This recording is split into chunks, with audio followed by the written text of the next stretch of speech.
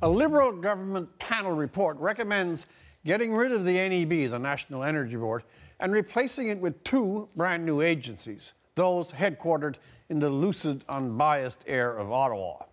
All, says the panel, because the old NEB has, quote, lost the confidence of Canadians. Now, it might have lost the confidence of those who didn't like some of its choices, but to the great majority of Canadians, the subject of the NEB and confidence in it is not, and was never, on the top of their conversation list.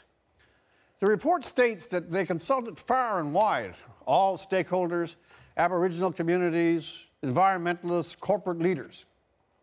Looking through the report and its broad range of stakeholders, I sense an absence.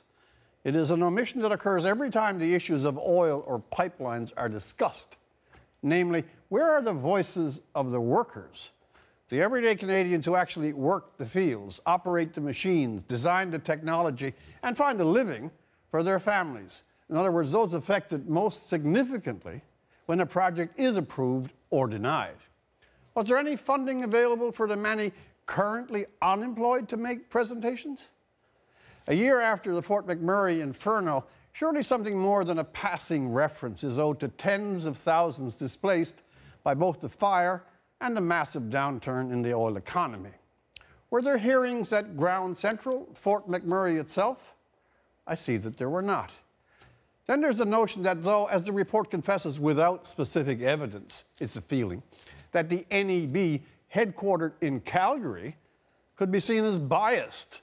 And to correct that, its replacement body should locate to the home nest and native land of lobbyists, partisans, fixers, and consultants, Ottawa.